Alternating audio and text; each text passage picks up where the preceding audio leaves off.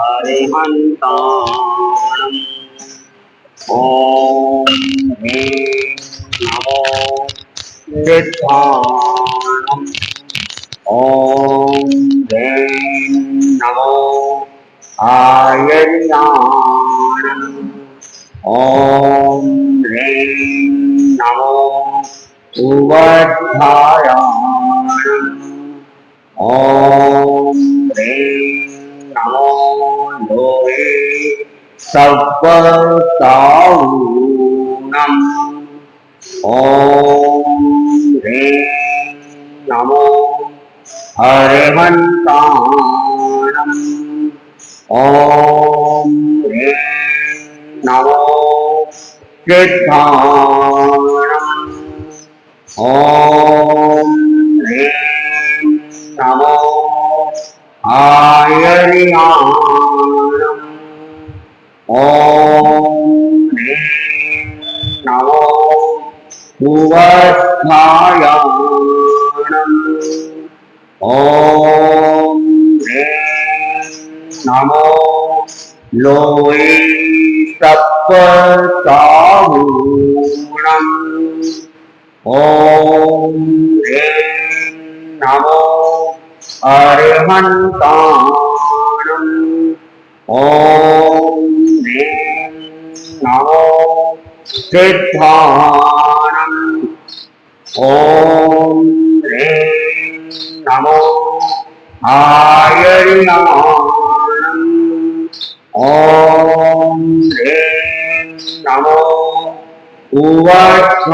उवध्यायाणम् ॐ ह्रीं नमो लोहे सव्वसाहूणम् एषो वञ्चनमुद्धारो सर्वपापनाशनम् मङ्गलानं च सौदेशम् परमं हवै मङ्गलम् परमं हवै मङ्गलम्।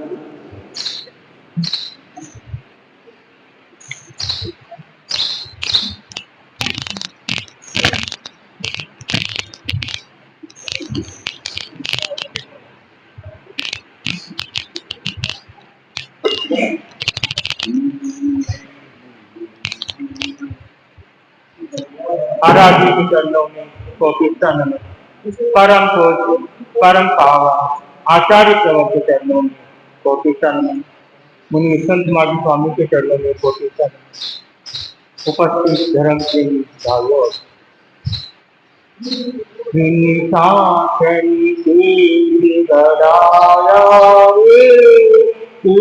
शंकर भगवान हे छाया रे शंकर भगवान कितनों को पाप लगाया रे शंकर भगवान जिन शासनी दिलराया रे शंकर भगवान अरिहत है मर्माचारी प्रवचन गहराई दश गुण रूप लाया रे शंकर भगवान हे देवों के अवतारू शुद्ध आप गुणों के धारू हे मैं को सन पाया रे शंकर भगवान आचार संत के ठहरू गुण में हो निष्ठा गहरी छत्तीस गुणों को पाया रे शंकर भगवान हे उपाध्याय जिनवार को पच्चीस गुणों की माया रे तीर्थंकर भगवान मुनिपत सबसे सुंदर है सुखी अंदर गुण सत्य रीत सुहाया रे तीर्थंकर भगवान भिक्षु ने भाग लगाया तुलसी ने उसे सजाया अब महाप्रज्ञ का साया रे तीर्थंकर भगवान अब महाकमल का साया रे तीर्थंकर भगवान पावक का रंग लगाए सबने उसका जगाए बड़ों का मार्ग दिखाया रे तीर्थंकर भगवान बड़ों का मार्ग दिखाया रे तीर्थंकर भगवान जिन शासन के डराया रे तीर्थंकर भगवान एक छाया रे तीर्थंकर भगवान कितनों को पार लगाया रे तीर्थंकर भगवान तीर्थंकर भगवान।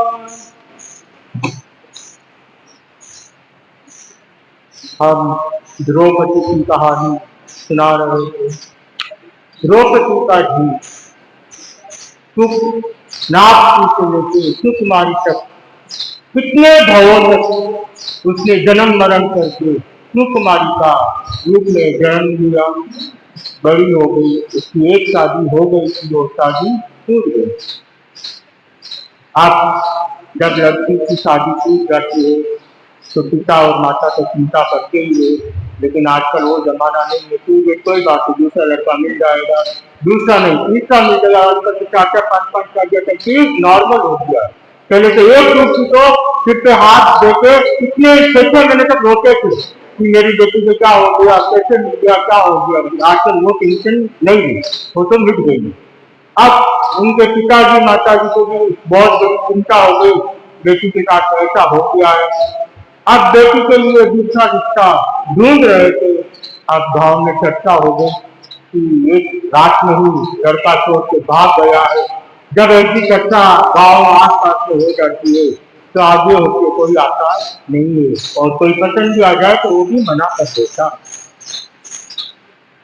तब पिताजी एक दिन अपने घर के ऊपर बैठे थे तो वहां पे एक भिखारी भीख मांगता हुआ दिखा। पिताजी के मन में आया, चलो ऐसा करते हैं, इसको हमारे घर के लेके आ जाते हैं, अगर पसंद समझ में आ जाएगा तो इसके साथ अपनी बेटी की शादी करा देंगे, इसको घर जमा रख लेंगे, नहीं तो इसको पास में मकान देके पास में रख लेंगे। ये चिंतन किया, शेष ठेकानी ने बात की कि चलो हम ऐसे करते। अब जब भिखारी को नौकरों को कहा जाओ तो इसको लेके आओ, लेके आए, उसको कहा, उसके बाल भी कटा के शेविंग करा के नहा धुला के नए कपड़े पहना दो।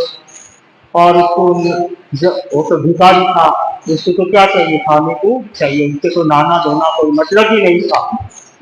जब तक उसको खाना नहीं मिला वो कर रहा था कि एक समझ लिया कि इसको तो भूख लगी होगी, इसको पहले खाना खिला दो।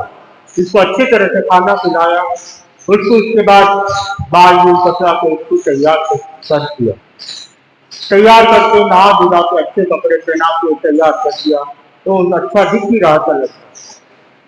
तो पिताजी ने और उन्होंने सोचा चलो इसकी शादी करा देंगे। जब उसको बेटा को समझाया गई देखो तुमको अब यही रहना है, तुम्हारी अच्छी लड़की से शादी करा देते हैं, आपको तुमको अब इसी घर में रहना। और तो भिखारी को और क्या चाहिए था, महल मिल गया रहने के लिए, जहाँ रोड पे रहता था उसको तो महल मिल गया, खाने के लिए अच्छा मिल गया, पहनने के लिए कपड़ा मिल गया, उसको तो और कुछ जरूरत नहीं थी। वो तो राजी हो गया एकदम से, ठीक है आप जो बोलो जो मैं तो तैयार हूँ। अब वापस दूसरी शादी की तैयारी की गई, लेकिन दूसरी शादी सिंपल में करते हैं। पहले आप देते नहीं है, अब तो दूसरी हो तो दूसरी धूमधाम से करते हैं, लेकिन उस जमाने में पता ही नहीं करता दूसरी शादी कब हुई गई। तो दूसरी शादी की तैयारी घर में करते हैं और उससे दूसरी शादी कराई जाती है। अब वो भी खुश हो गई, ये भी खुश हो गया कि चलो जीवन साथी भी मिल गया, घर घर पे मेरे को सब कुछ मिल गया। भिखारी भी एकदम खुश था। जैसे उसके लिए हथलेला का समय आया, हाथ पकड़ा तो उसके भी आग बजने चालू हो। जैसे ही आग लगी वो सोचा ये क्या हो रहा है, हाथ पकड़ के आग लग रही है, मेरे शरीर में आग लग रही है। फिर फेरे हुए, उसकी वापस वही शुरुआत रात का समय था, उसको वो अंदर गया, उसको वापस हाथ लगाया तो उसको वापस पूरा शरीर में आग लगी। फिर उसने सोचा शेर जी ने तो मेरे को फंसा दिया यहाँ पे, अच्छा खिला दिया, कपड़ा पहना दिया और मेरे को तो फंसा दिया यार, मेरे को ऐसी जिंदगी नहीं जीनी है, मैं तो भिखारी हूँ, मांग मांग के खा लूंगा, ऐसी जिंदगी नहीं जीनी है। आप झोला के साथ मैं कैसे रह सकता हूँ, ये तो आपका झोला है, तुम झोले की तरह जल रही है, इसके साथ मैं कैसे अपना जीवन निकालूंगा, मेरे को यहाँ नहीं रहना। ये सोच के वो वहां से रातों रात एक दिन हो जाता है। अब इंतजार करे, अब आएगा अब आएगा अब आएगा, वापस रात भर आया ही नहीं। ये रोने डर गई, वापस वही घटना वापस घटती है। उसकी नौकरानी सुबह आती है, दरवाजा खटखटाती है, और भाई जी अंदर आ जाओ, कहीं वो कहती आ जाओ, सफाई कर लो, रोते रोते अंदर आती तो कैसी रही, वो तो रोती हुई दिखाई देती है। तो फिर वापस उनके माँ बाप को बुलाया जाता है, कि शेर के स्वामी को बुलाती है कि तुम्हारी बेटी तो रो रही है कमरे में बैठ के, जमाईता तो दिख ही नहीं रहे अंदर। और उसको पूछते हैं कि क्या हुआ, कि वो रात को गए, अभी तक पता नहीं कहाँ पे।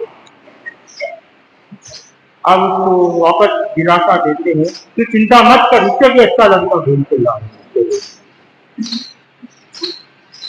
अब कितनी भी वो बेटी है, बेटी कैसे भी हो तो उसको रखना तो पड़ेगा, चाहे बेटा हो चाहे बेटी हो, कैसे भी मिल जाए तो उसको तो निभाना, तो जब तक है माँ बाप है तब तक तो निभाना ही पड़ेगा उसको। तो उसको दिलासा दिया जाता है तुम चिंता मत कर, तेरे लिए इससे भी अच्छा लड़का ढूंढ के लाओ। अब वो उदास होकर घर में अपने कमरे में बैठी रहती है सारा दिन, ना तो किसी से बोलती है ना किसी से सकती। अब सबको चिंता हो जाती है कि अब कौन इससे शादी करेगा, माँ बाप को चिंता हो गया कौन इससे शादी करेगा, दो बार शादी टूट गई है। और बात काम वालों की तरफ से पूरे गांव में वापस सुनी जाती है, क्यों बाकी तो कौन बता रहा है घर की बात, काम वाले इतने सारे थे, काम वाले अपनी बात, पेट ऐसा हो गया, पेट ऐसा हो गया, वो गांव में वापस दूसरी शादी की बात भी पूरी फैल जाती है। सब काम वाले पूरे गांव में फैल जाने के बाद अब शेर किया वापस लड़का ढूंढना चालू कर, ना तो कोई लड़का मिलता है ना कुछ। फिर भी बेटी के पास जाती है तो उसको दिलासा दिया जाता है कि चिंता मत कर, हम ढूंढ रहे लड़का, अच्छे से अच्छा लड़का ढूंढेंगे। ऐसा करते करते 1 साल 2 साल निकल जाते, ना तो कोई लड़का आता है ना उसकी शादी होती। जो संजोग ऐसा होता है गांव में शादियां पधारी हुई, तो शादियां गोत्री पदार्थ उसे भी बुलाया जाता है कि शादियां पधारी हुए गोत्री आके दर्शन करो। तो शादियों के दर्शन करते हैं तो उसकी चेहरा देख के शादियां पूछ देती है क्या बात है, तुझे किस बात की टेंशन है, उदास क्यों है, तुम्हारा चेहरा उदास क्यों। तो बोलती कोई बात नहीं, ये तो सब मेरे कर्मों का दोष है, मैं किसको दोष दूँ वापस। तो शादी सहज गाँव में पूछती थी क्या हुआ बता दो, हम कोई रास्ता बता सकते तो बता देंगे कि नहीं नहीं कोई बात नहीं, कोई बात। तो साजिया को फिर गोष्ठी कर लेती है कि कैसे समय हो तो दर्शन कर लेना पिता ने आपको। अब साजिया तो चली जाती है, एक दिन दो दिन बीतती है, माँ देखती है चलो साजिया को लेके जाओ, कम से कम मन डाइवर्ट हो जाएगा, थोड़ा सा मन हल्का हो जाएगा। तो माँ उसको साजिया के ठिकाने लेके जाती है, साजिया के परिचय कराती है और साजिया के साथ थोड़े से हंस के बात करना चालू हो जाता है, तो उसका मन भी एक हल्का करना हो जाता है। तो माँ कहती है 2-2.5 साल से आप पहली बार हंसी है, मैंने हमने हंसी नहीं देखी थी, इसलिए आपने बहुत चिंता कराई, मेरी बेटी को कम से कम हंसने जैसा तो करवा दी। फिर एक दिन साजिया वापस पूछ देती है, तुम हंसती तो हो, तुम्हारे चेहरे में जो खुशी दिखनी चाहिए वो खुशी नहीं, क्या बात है, तुम्हारे अंदर की बात बता दो कि मन पूरा हल्का हो जाए और अपने तनाव से मुक्त हो जाओ।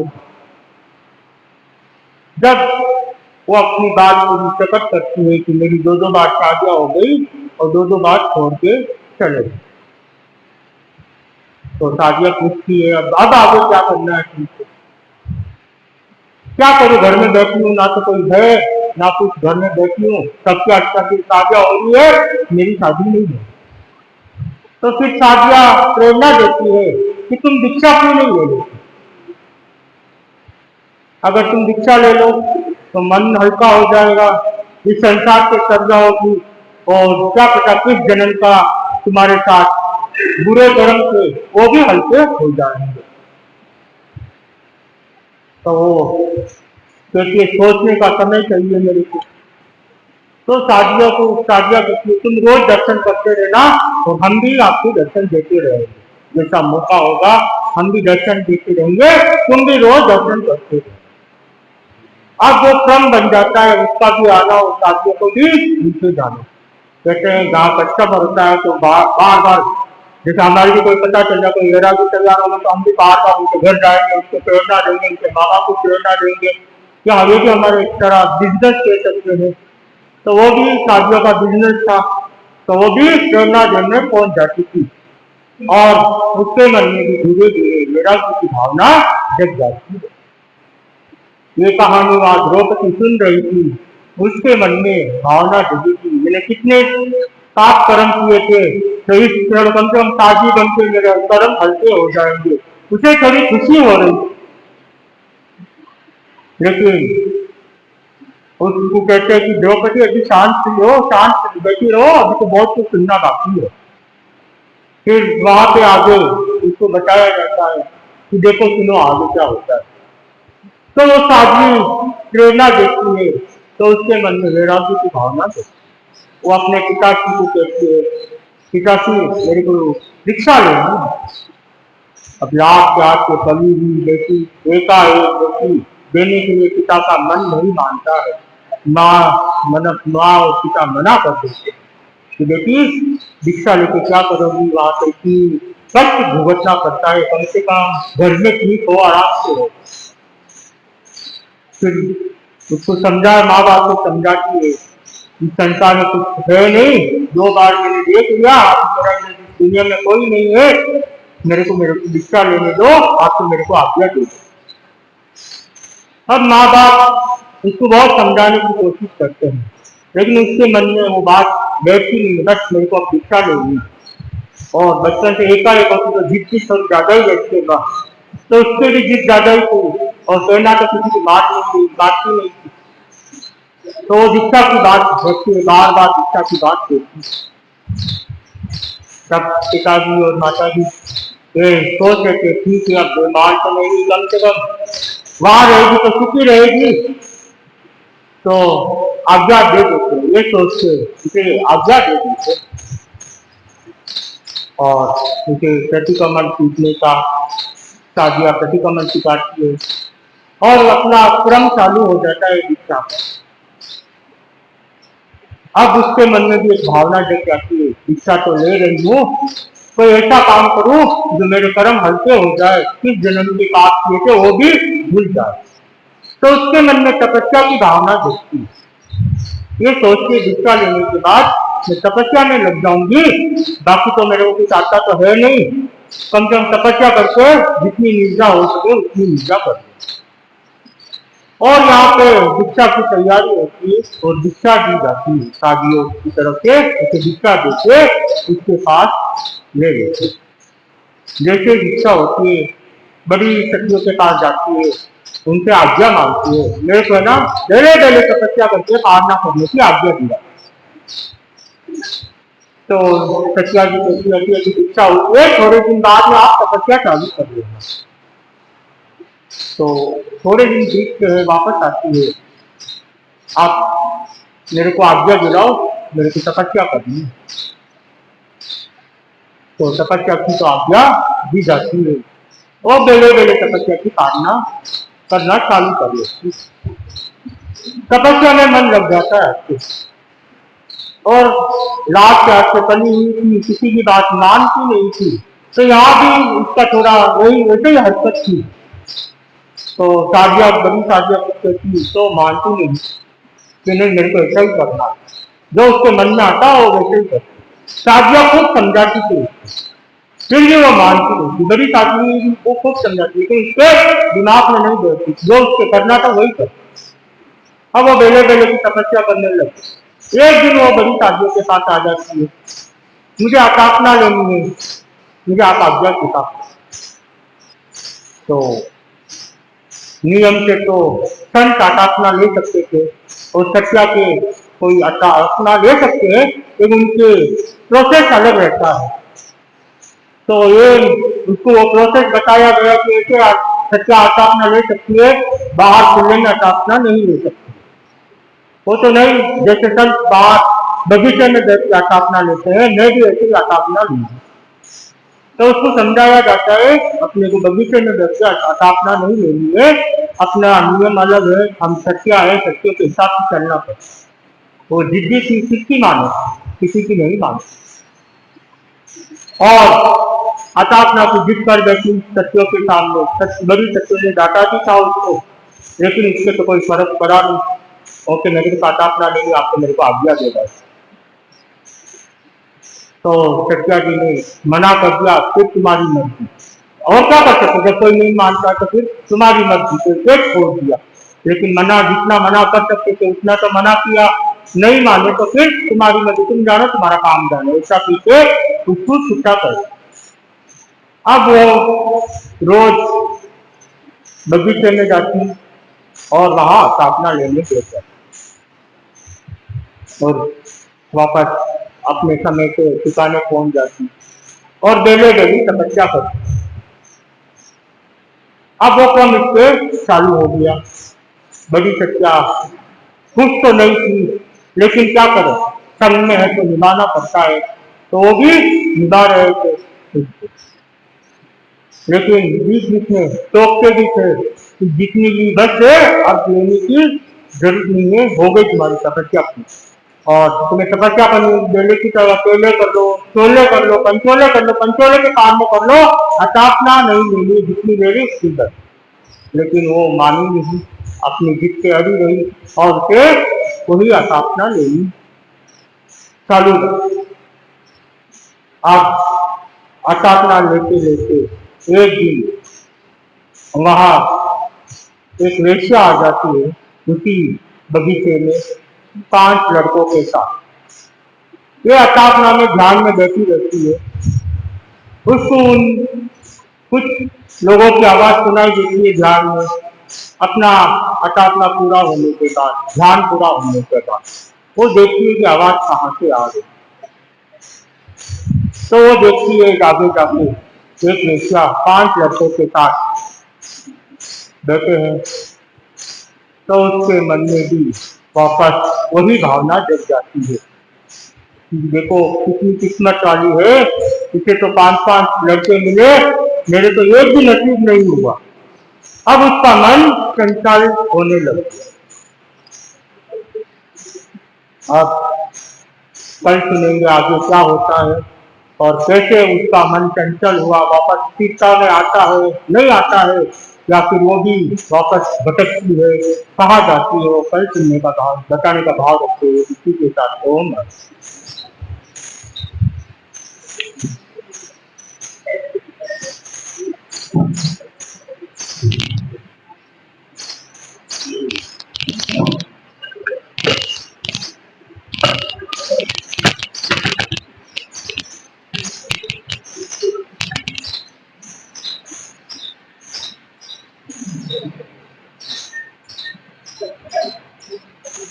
पन्नगे चतुरेन्द्रे च कौशिके पाद संस्कृति निर्विशेषमनस्काय श्री वीरस्वामिने नमः। वीतराग पुरुष भगवान महावीर को सभक्ति वंदना। वीतरागता के महान साधक महातपस्वी युग प्रधान आचार्य श्री महाश्रमण जी को सभक्ति वंदना। मुनि मुक्त कुमार जी उपस्थित श्रावक का कथन। रघुपार्श्वदेव चरणों ने रघुपार्श्वदेव चरणों ने सतत प्रणाम देवो मेरे मानस के स्वामी तुम्हें प्रधान तुम्हें प्रधान। दुनिया में देव लाखों है पूजेदार है पूजेदार। जिन देव इस रचना में जिन देव इस रचना में तेरा नाम हो मेरे मानस के स्वामी तुम्हें प्रणाम हो तुम्हें तुमसे नाराज रहती तो देश और दिल तो देश और दिल यह गीत रागता तेरी यह गीत रागता तेरी मेरा विश्राम हो मेरे मानस के स्वामी तुम्हें प्रणाम हो तुम्हें। ओरे बनूं मैं कैसे उपकार से आओ उपकार से आओ चरणों में बड़े कन्हैया चरणों में बड़े कन्हैया यह मेरी काम हो मेरे मानस के तुम ही प्रधान हो तुम्हें प्रधान एक बार पार से हट भाग्य जो रामा हट भाग्य जो रामा पारस अब स्वयं बनूं मैं पारस अब स्वयं बनूं मैं बस ऐसा काम हो मेरे मानस के स्वामी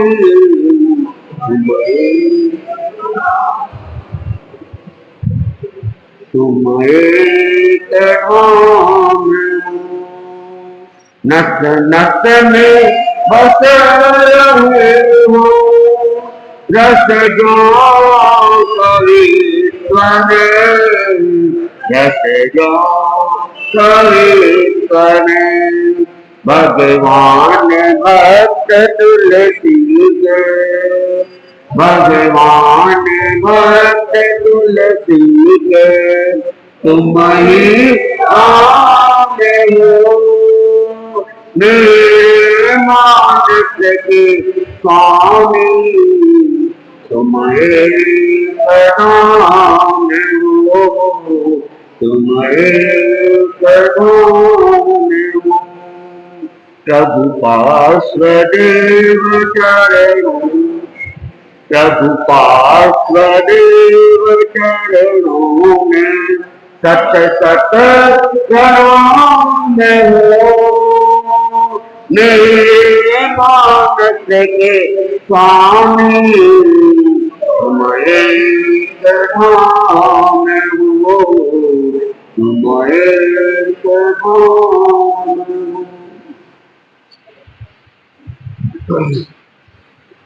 जम्बू स्वामी सुधर्मा स्वामी के सामने अपनी जिज्ञासा व्यक्त करने के लिए उठते हैं।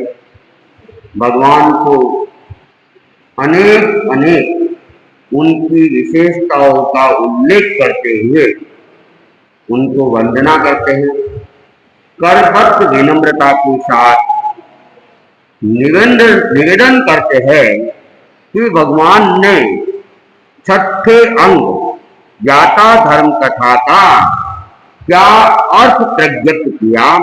उन्होंने ज्ञाता धर्म कथा के अंदर क्या बताया। जम्बुति अद्य सुहम्ने ठेरे अद्य जम्बू नाम अणगारम एवं बयासी एवं खलु जम्बू समनेनम भगवया महावीरणम जाव संपत्तेनम सत्थस्य अंगस्य दोय सुयखंदा पन्नता तम जहां नायाणीय ब्रह्म कहोय। जैनम वंते समनेनम भगवया महावीरणम जाव संपत्तेनम सत्थस्य अंगस्य दो सुयखंदा पन्नता तम जहां नारायणीय धम्म कहोय। परमस्त नम बनते सुयखंडस्य समनेनम भगवया महावीरणम जाओ संपत्तेनम नारायणम ऐ अध्ययना पन्नता एवं खलु जम्बू समनेनम भगवया महावीरणम जाओ संपत्तेनम नारायणम एगुण विषम अध्ययना पन्नता तम जहा। उक्कितनाए संगारे अंडे उम्मेय चेलगेय तुम्बेय रोहिणी मल्ली मायंदी चंदीमाई दावदवे उदगनाए मंदुक्के शैलीय नंदी फले और कंका आइन्य सुसमाइय अवरेय कुंडरीय नाय एगुण ऋषि। तब जम्बू स्वामी की जिज्ञासा के बाद आर्य सुधर्मा उन्होंने जम्बू इस नाम से उनको संबोधित किया और कहा कि जम्बू श्रवण भगवान महावीर ने छठे अंग के दो सूत स्कंद प्रज्ञप्त किए हैं, जैसे ज्ञात और धर्म कथा। तो सुधर्मा स्वामी बताते हैं कि भगवान महावीर ने जब ज्ञाता धर्म कथा का वर्णन हमें बताया तो उन्होंने ज्ञाता धर्म कथा को दो भागों के अंदर वर्णित किया। दो भाग में पहला भाग है ज्ञात और दूसरा भाग है धर्म कथा। तो फिर पुनः जम्बू स्वामी सुधर्मा स्वामी के सामने प्रश्न रखते हैं, जिज्ञासा रखते हैं कि भंते यदि धर्म के आदिकर्ता यावत सिद्धि गति संप्राप्त श्रमण भगवान महावीर ने सत्य अंग के 2 श्रुति स्कंद प्रज्ञप्त किए हैं, जैसे ज्ञात और धर्म कथा, तो बनते धर्म के आदिकर्ता यावत सिद्धि गति संप्राप्त श्रमण भगवान महावीर ने प्रथम श्रुत स्कंद ज्ञात के कितने अध्ययन प्रज्ञप्त किए हैं। तो अब पुनः जम्बू स्वामी जिज्ञासा व्यक्त कर रहे हैं, और जिज्ञासा व्यक्त करते हुए कहते हैं कि धर्म के आदिकर्ता, धर्म के आदिकर्ता कौन थे?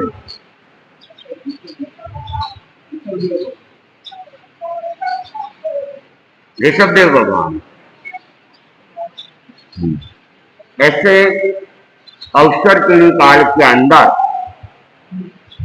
धर्म के आदिकर्ता भगवान ऋषभ को ऋषभ है, किंतु जितने भी तीर्थंकर है वे सब धर्म के आदिकर्ता माने गए हैं, क्योंकि कोई भी तीर्थंकर किसी भी तीर्थंकर का अनुसरण नहीं करता है। हर तीर्थंकर स्वयं साधना करता है और अपने भीतर के सूर्य को उदित करता है, और उस प्रकाश में जो कुछ देखता है वह लोगों के सामने प्रस्तुत करता है। तीर्थंकर कभी स्वाध्याय नहीं करते हैं, किसी ने क्या बताया है उसका अध्ययन नहीं करते हैं, और न ये कहते हैं कि भगवान ऋषभ ने ऐसा बताया था, भगवान पार्थ ने ऐसा बताया था। और हमने एक क्रम बनाया है 24 तीर्थंकरों का क्रम, लेकिन वास्तव में कोई तीर्थंकर किसी का उत्तराधिकारी नहीं है। सब तीर्थंकर स्वतंत्र है, लेकिन एक समय सापेक्षता के आधार पर हम पहले तीर्थंकर, दूसरे तीर्थंकर, तीसरे तीर्थंकर, 24वें तीर्थंकर कह देते हैं। बाकी हर तीर्थंकर स्वयं आदि करता है, स्वयं स्वतंत्र है। तो जम्बू स्वामी भी भगवान महावीर के लिए इन शब्द का बार बार प्रयोग कर रहे हैं कि धर्म के आदिकर्ता यावत सिद्धि गति को संप्राप्त, यानी पहले तो उन्होंने धर्म का प्रारंभ किया, धर्म का उपदेश दिया, और कब दिया? 13वें गुण स्थान में दिया। उसके बाद वे 14वें गुण स्थान में गए, और 14वें गुण स्थान से वे सिद्ध गति तक पहुंच गए। तो वे भगवान महावीर, उन्होंने ज्ञाता धर्म कथा में उन्होंने प्रथम श्रुति स्कंद के अंदर ज्ञात अध्ययन के अंदर कितने अध्ययन बताए। तो ये दूसरी जिज्ञासा जम्बू स्वामी की आई कि 2 स्कंद है, तो पहले स्कंद के अंदर कितने प्रकार के अध्ययनों का उल्लेख किया है। तो सुधर्मा स्वामी कहते हैं कि वह जम्बू धर्म के आदिकर्ता यावत सिद्धि गति संप्राप्त श्रमण भगवान महावीर ने ज्ञात के 19 अध्ययन बताए हैं। कौन कौन से? उत्कृष्ट ज्ञात, संघातक, अंड, कूर्म, शैलक, तुम्ब, रोहिणी, मल्ली, माकंदी, चंद्रिका, दाव द्रव, उदक ज्ञात, मंडुक, तेतली, नंदीफल, अवरकंका, आकिन, सुमसुमा, और 19वां ज्ञात पुंडरिक ज्ञात।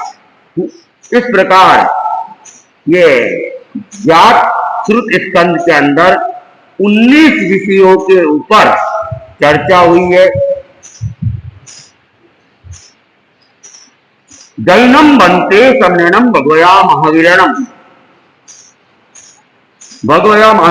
जाओ संपत्तेणम नायाणम एगुण विषम अध्ययन पन्नता तम जहां उक्कितनाय जाओ पुंडरीय पद्मस्थ नम बनते अध्ययनस्य के अच्छे पन्नते एवं खलु जम्बू तेणम कारणम तेनम समनम ये जम्बू दीवे दीवे भारहे वासे दाहिनत भरहे राय किए नामम नहरे होता गुण सिद्धिये चेत्ये तत्तनम राय किए नहरे सैन्यम नामम राया होता महत्ता हिमवन महंत मलय मंदर महेंद्र सारे वन्नो तत्तनम सेनियत रन्नो नंदा नाम देवी होता सुमाल पानी पाया वन्नो।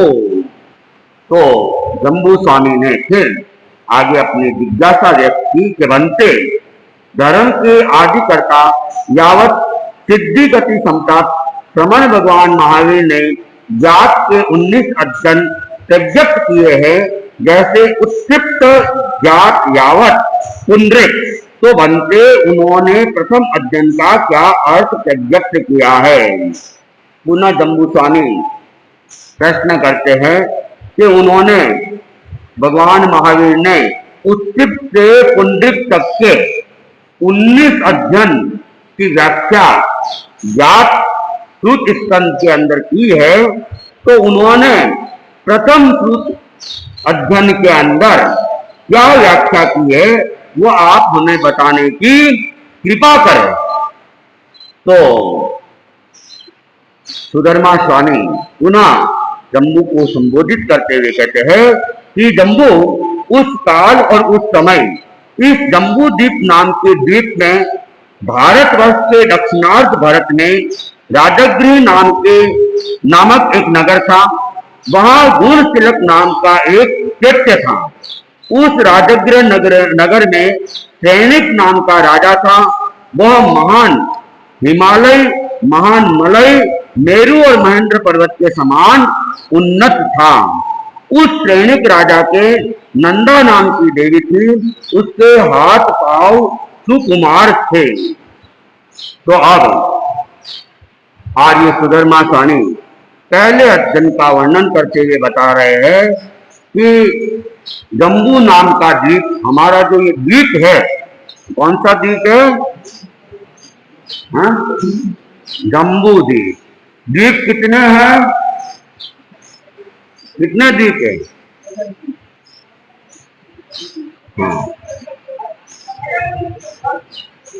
हाँ, ऐसा है।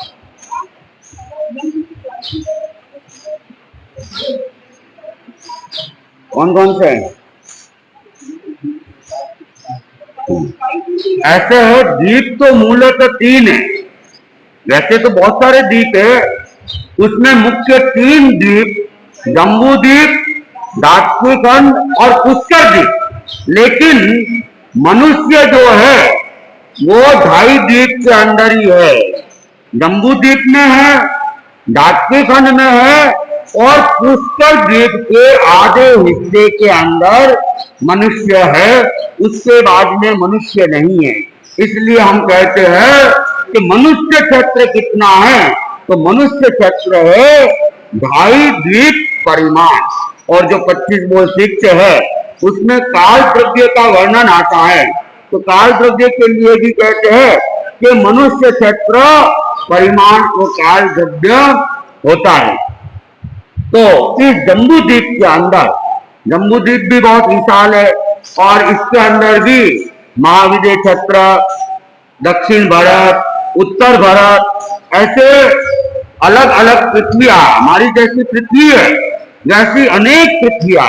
तो हम जहां रह रहे हैं वह जम्बू द्वीप का दक्षिण भारत क्षेत्र है। जम्बू द्वीप का दक्षिण भारत। और इस दक्षिण भारत के अंदर सुधर्मा स्वामी कह रहे हैं कि राजगृह नाम का नगर था और उस राजगृह नगरी के अंदर एक चैत्य था, गुणशीलक चैत्य। और वहां पे राजगृह नगरी के राजा था श्रेणिक और वो बड़ा महान था। और इसके लिए उपमा दी गई कि हिमालय की तरह, मेरु पर्वत की तरह, महेंद्र पर्वत के समान उसका जो व्यक्तित्व था वो विशाल व्यक्तित्व था, महान व्यक्तित्व था। और उस सैनिक राजा के नंदा नाम की एक पत्नी थी, पत्रानी थी। ऐसे तो रानियां बहुत थी, उन रानियों के अंदर एक का नाम था नंदा, और जिसके हाथ पांव आदि कहते हैं बड़े सुकुमार थे। तो अब इस जात अध्ययन के अंदर राजा सैनिक का, नंदा का, और विशेष करके नंदा के पुत्र अभय कुमार, जो कि अपने आप में बुद्धि का धनी था, तो इस अभय कुमार का वर्णन इस अध्याय के अंदर आएगा। समय के साथ इसकी और आगे व्याख्या करने का प्रयास करेंगे। अब अपना आख्यान का क्रम चल रहा है, और आख्यान का विषय क्या है? आख्यान किस पे चल रहा है?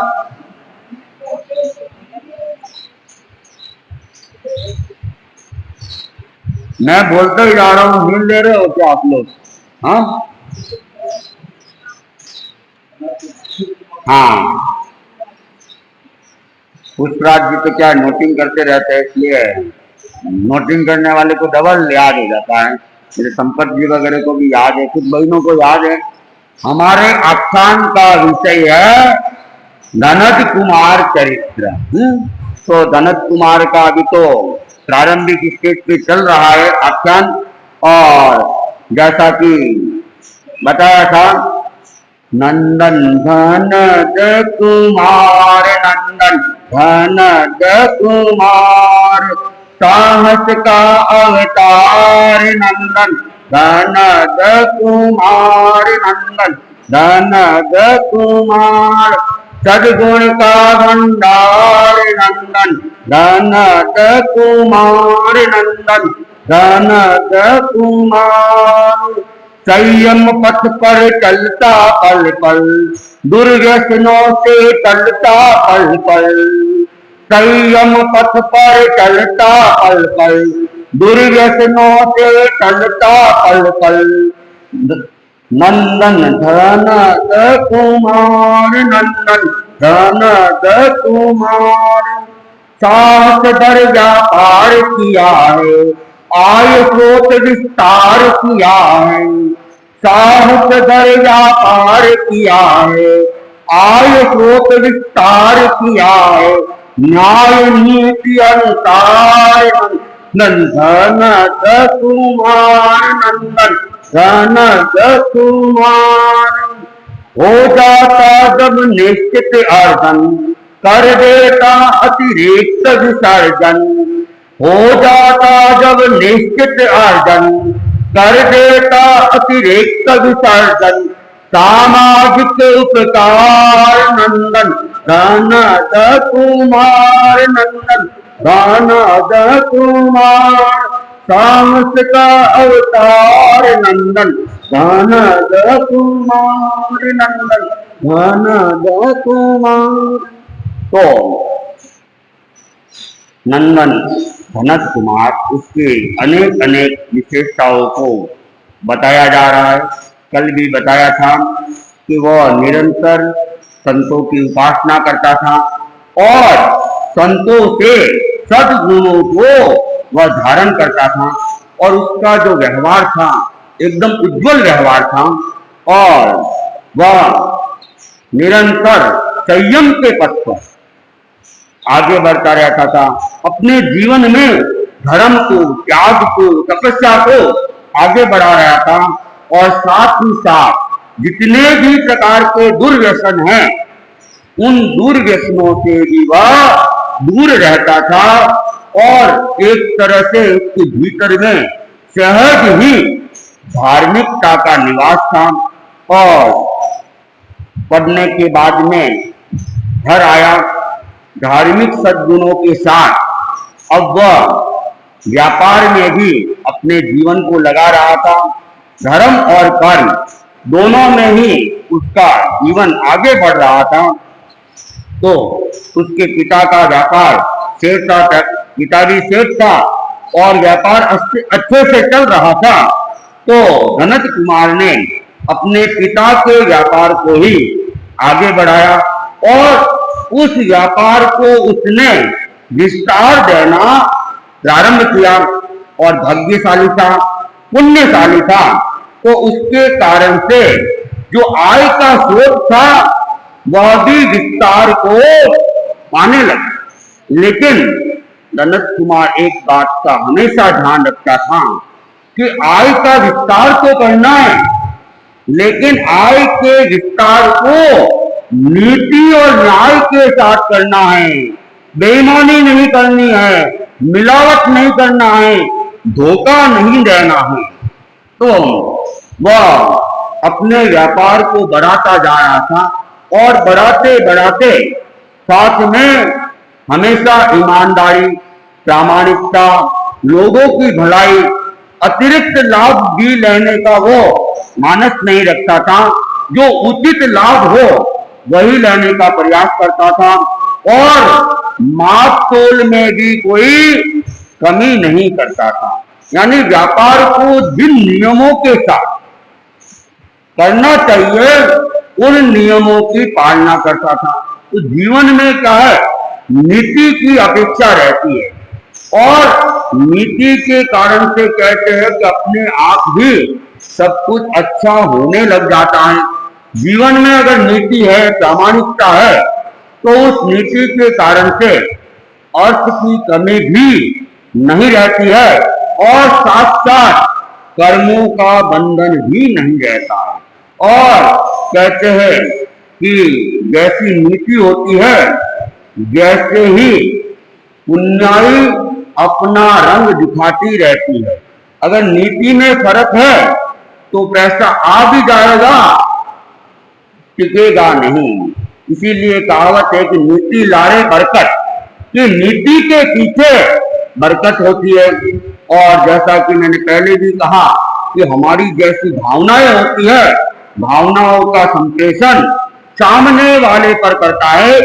भावनाओं का प्रभाव प्रकृति के ऊपर भी पड़ता है। इसीलिए जैन दर्शन ये भावनाओं को ज्यादा महत्व देता है कि हमारी भावना हमेशा सबके प्रति अच्छी रहे।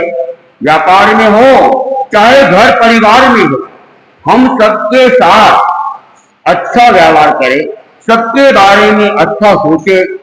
तो अगर ऐसा हमारे जीवन में होता है, हम अपने आप को निरंतर धर्म में लगा के रख लेते हैं और इन भावनाओं के कारण से हमारे कर्म निर्जरा होती रहती है और दुर्भावना होती है, बुरी भावना होती है। तो क्या होगा, कर्मों का बंधन भी होगा और हमारी उन भावनाओं का असर पूरे वातावरण को भी प्रभावित करेगा। एक कहानी भी आया करती है, एक समय की बात, दिल्ली का बादशाह और पुराने जमाने में जो भी राजा महाराजा होते थे, उनके मन में, अधिकतर राजा महाराजाओं के मन में प्रजा के प्रति भलाई की भावना होती थी। उनकी वे चिंता करते थे और उनके दुख दर्द को दूर करने के लिए अनेक अनेक व्यक्तियों को नियुक्त भी करते थे, रिपोर्ट मांगते रहते थे और जनता की क्या अपेक्षा है, क्या आवश्यकता है, उसकी जानकारी करते और समस्याओं का निराकरण भी करते। और केवल यहाँ तक ही नहीं, अनेक राजा महाराजा समय समय पर अपना वेश बदलकर गुप्त रूप से नगर में परिभ्रमण करते, रात को भी कर लेते, दिन में भी कर लेते और प्रजा के अंदर क्या मानस है, प्रजा क्या चाहती है, प्रजा के क्या समस्या है, इसका वे गहराई से अध्ययन करते और प्रजा की किस तरह सेवा हो सकती है, प्रजा की किस प्रकार भलाई हो सकती है, उसका चिंतन करते रहते थे। तो एक बार दिल्ली का बादशाह रात के समय वेश बदलकर घूम रहा था और कहते उस समय भयंकर सर्दी का समय था, लेकिन जो प्रजापालक होते हैं वे फिर सर्दी गर्मी की परवाह नहीं करते हैं। वे प्रजा के लिए अपने पूरे जीवन को जैसे समर्पित कर देते हैं। तो वह राजा भी भयंकर कड़कड़ाती सर्दी के अंदर रात को घूम रहा था और प्रजा कहाँ क्या चर्चा कर रही है उनको सुनने का, कहीं घर के अंदर है तो घर के अंदर बाहर से ही सुनने का प्रयास करते कि क्या वार्तालाप हो रहा है, पारिवारिक वार्तालाप ही हो रहा है या राज्य से संबंधित वार्तालाप हो रहा है, उनकी वे खोजबीन कर रहे थे। और करते करते वह राजा सुबह के समय पश्चिम रात्रि के अंदर वह नगर के बाहर पहुंच जाता है और रात भर घूमते घूमते काफी थका हुआ था और वह नगर के बाहर कुछ देर विश्राम करना चाहता तो देखा कि सामने ही खेत है और वह बुढ़िया एक आई हुई थी सुबह सुबह जल्दी ही, गन्ने का खेत था और वह गन्ने को पील रही थी। तो राजा ने सोचा थका हुआ भी हूं, प्यास भी लग रही है और बुढ़िया गन्ने को पी ही रही है तो मैं वहां जाती हूँ, मैं वहां जाता हूँ और गन्ने के रस को तो बादशाह खेत में आ जाता हूँ। और बुढ़िया माँ जी को कहता है कि माँ जी आप तो मुझे गन्ने का रस पिला दो। और वो पुराना समय था और पुराने जमाने में तो दूध दही और इनके कोई पैसे खेत था, बुढ़िया की वैसी कोई कमी नहीं थी। तो बुढ़िया ने कहा आओ आओ, और वो जानती नहीं थी कि महाराजा वेश बदला हुआ था और फिर सुबह अभी पूरा प्रकाश भी हुआ नहीं था। उसने उनको वहां बिठाया और फिर एक गन्ना लिया और गन्ने को उस चरखी के अंदर डाल दिया और चरखी के नीचे एक शेर का वो गिलास, बड़ा गिलास वो नीचे रख लेती है और जैसे ही चरखी चालू करती है एक ही गन्ने के अंदर वो गिलास, बड़ा सा गिलास लबालब भर जाता है और उसने राजा को वो गिलास थमा दिया। राजा ने गन्ने का रस पिया, थका हुआ तो खाई, भूख और प्यास लगी हुई थी और कहते जब भूख लगी हुई हो तो सूखी रोटी भी बड़ी मीठी लगती है। फिर तो भला वो मीठा गन्ने का रस ही था और ठंडा ठंडा रस था, तो वह रस राजा को बड़ा स्वादिष्ट लगा, बड़ा उनके मन को तृप्त करने लगा। तो राजा ने उस बुढ़िया को पूछा माँ जी ये आपके गन्ने का खेत है, इस गन्ने के ऊपर टैक्स क्या लगता है? तो बुढ़िया ने जो टैक्स लगता था वो बता दिया। तो राजा ने सोचा इतनी बढ़िया चीज और इसके ऊपर इतना सा टैक्स, ये तो बहुत कम है। कल सुबह मैं दरबार में जाऊंगा, सुबह होते ही और टैक्स को क्या कर दूंगा, डबल कर दूंगा। राजा था, कर को बढ़ाना घटाना राजा के हाथ की बात है। फिर बुढ़िया को कहा माँ जी रस तो बड़ा मीठा है, स्वादिष्ट है और थका हुआ भी हूँ, एक गिलास आप और मुझे पिला। बुढ़िया ने कहा ठीक है। तो और उसने वो गिलास वापिस रख लिया चरखी के नीचे, गन्ना लिया एक अच्छा सा गन्ना और चरखी में डाल दिया, लेकिन इस बार गिलास आधा ही बना, एक और गन्ना ले लिया तो गिलास भर तो गया, लेकिन पहली बार में तो एक ही गन्ने में लबालब भर गया था और ये तो पूरा भी नहीं भरा, दो गन्ने में नहीं भरा। राजा ने देखा रही ये क्या बात है। उसने कहा माँ जी पहली बार तो एक ही गन्ने में यूं एकदम ऊपर तक आ गया था और इस बार तो दो गन्ने में ये गिलास पूरा लबालब नहीं भरा, ऐसा क्या बात है। वो बुढ़िया भी कोई अनुभवी बुढ़िया थी और उसने कह दिया कि लगता है हमारे राजा की नीयत में खोट आ गई है, हाँ? और वो प्रजा का शोषण करना चाहता है, इसलिए इस रस का भी शोषण हो गया। और राजा ने सुना अरे ये क्या बात, बुढ़िया कहाँ तक मेरे विचारों को पकड़ लिया, उसको तो पता ही नहीं मैं राजा हूँ और मैं ये सोच रहा हूँ, और ये तो मेरे दिल की बात बता रही है, और इतना जल्दी मेरे सोचते ही रस सूख गया। मेरे विचारों का इतना प्रभाव पड़ता है। अरे मैंने तो फिर गलती कर दी। बेचारे गरीब आदमी है, वर्ष भर क्या करते हैं, सिंचाई करते हैं, रखवाली करते हैं, तब जाके गन्ने की ये खेती होती है। और मेरे किस रात की करनी है जो मैं डबल टैक्स करने की बात सोच रहा हूं, मैंने ये उचित नहीं किया।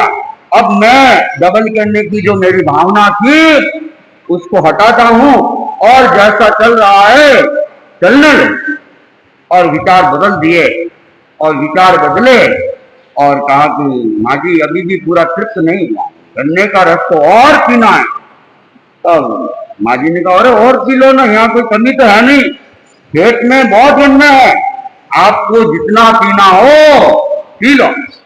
तो फिर एक गन्ना उठाया और फिर वही गिलास नीचे रख दिया, और जैसे ही चकरी चढ़ाई और फिर वापिस एक ही गन्ने के अंदर वह लबालब भर गया।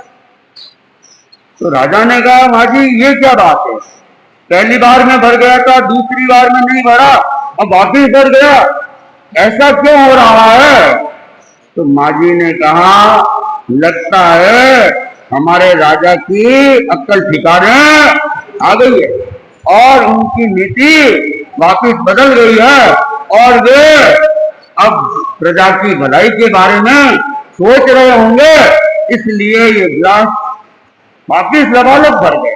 राजा ने सोचा विचारों का इतना जल्दी प्रभाव पड़ता है क्या कि मिनटों के अंदर रस सूख जाता है और रस वापिस आ जाता है। ये तो आज चमत्कार ही मैं देख रहा हूं, और मेरे विचारों का प्रभाव मेरी जनता के ऊपर यदि इतना शीघ्रता से पड़ रहा है, तब तो मुझे जनता की भलाई के लिए क्या करना चाहिए, जितना भी टैक्स मैं ले रहा हूं हर वस्तु के ऊपर मुझे टैक्स को क्या कर देना चाहिए, आधा कर देना चाहिए। अरे प्रजा तो मेरी ही है, और अगर प्रजा की भलाई होती है तो मुझे वो काम जरूर करना चाहिए। मैं सुबह दरबार में जाते ही ये गन्ने का जो टैक्स है वह भी आधा कर दूंगा, और दूसरी दूसरी वस्तुओं के ऊपर भी जो टैक्स लगा रखे हैं उनको भी मैं क्या कर दूंगा, आधा कर दूंगा, ताकि मेरी प्रजा का कल्याण हो, सबका भला हो। ये सोचकर राजा उठ जाता है, और उठते उठते माँ जी को कहते कि एक बार एक गिलास और मैं पीऊंगा, फिर मैं जा रहा हूं। तो बुढ़िया माँ जी ने फिर एक गन्ना उठाया, गिलास को चरखी के नीचे रखा और चरखी चलाई, और इस बार तो आधे गन्ने के अंदर ही गिलास लबालब भर गया। और राजा को बड़ा आश्चर्य हुआ, अरे ये क्या, आधे गन्ने नहीं?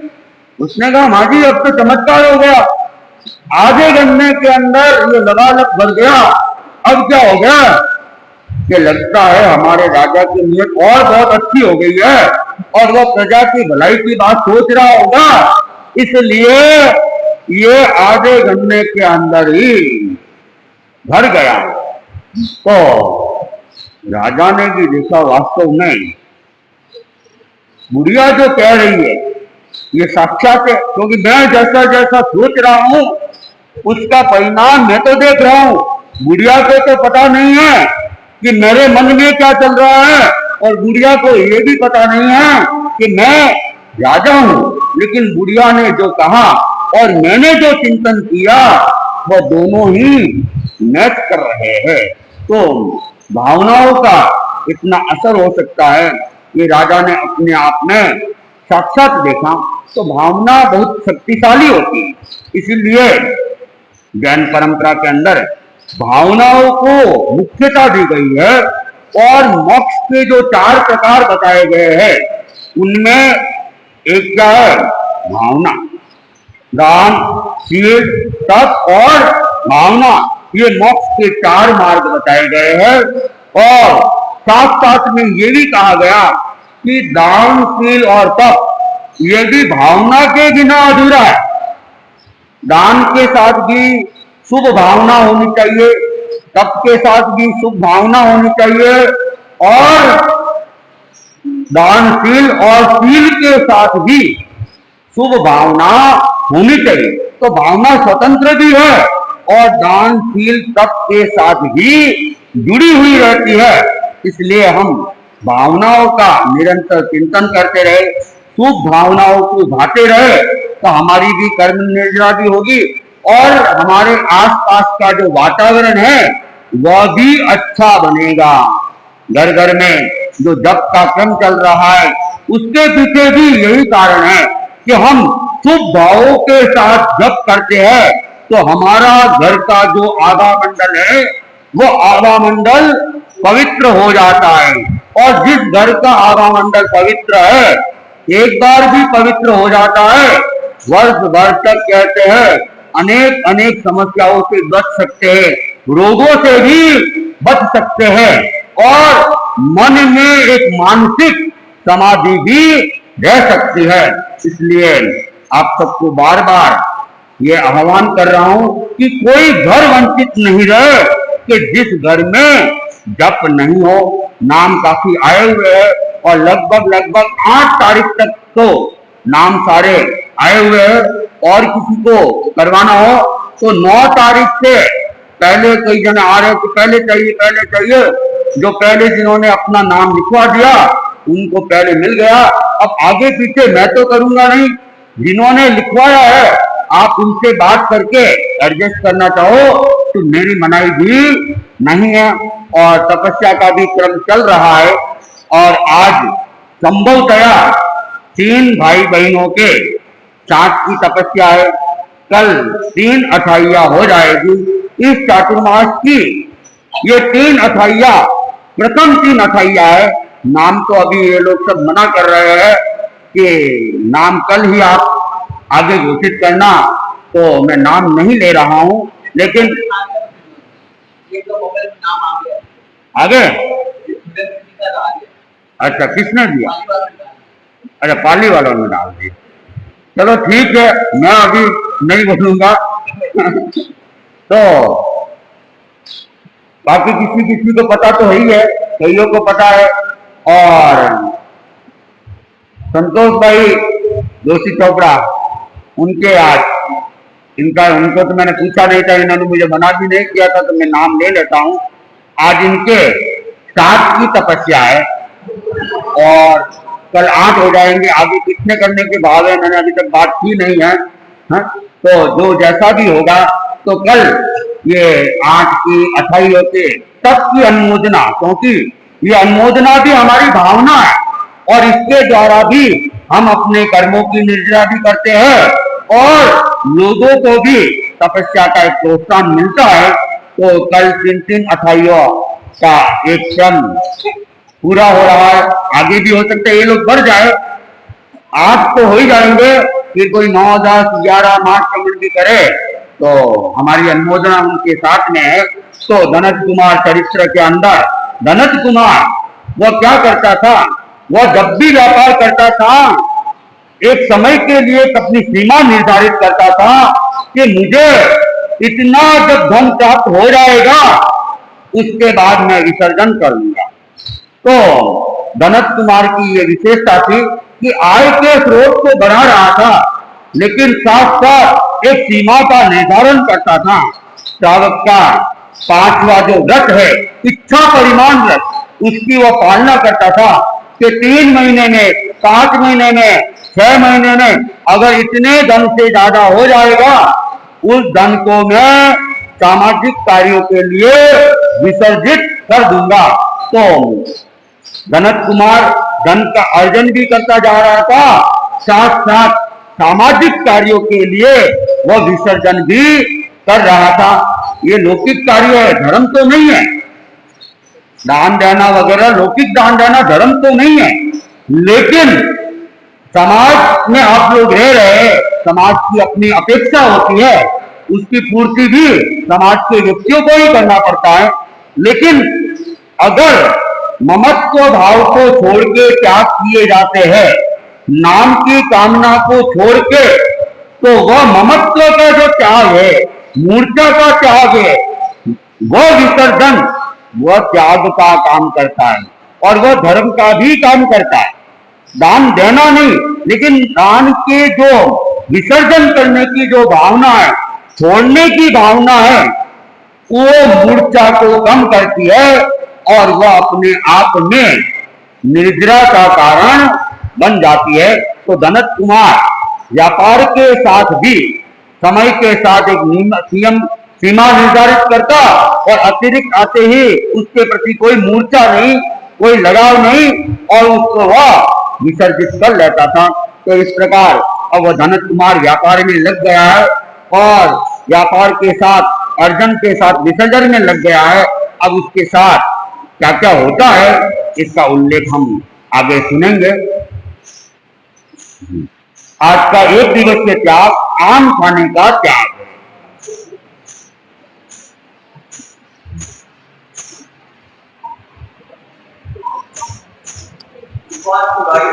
आज मात्र उपवास है, बिल्कुल चौका बर्तन कोपिया मोहन संकेता इसको मंदू लीला से बदलाई को कोपिया उसके कोपिया और कोई नहीं खा लेता और कल तक सारी गई सीमा बदलाई ममता पैसा मुनि की शादी लीला की शादी सोम पैसा उत्सव की शादी और साल का रोगी को खाई एकादशी वाली पाचन की दूसरी तालिका और नंदन तालिका के वर्षन की 8 रात को की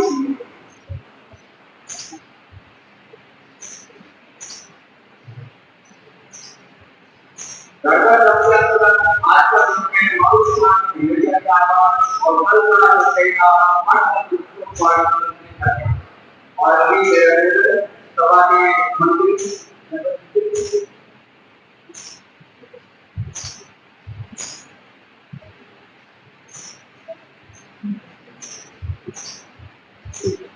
समाज में जब कोई भी आवश्यकता होती है तो हमारे वहाँ आगे आते हैं।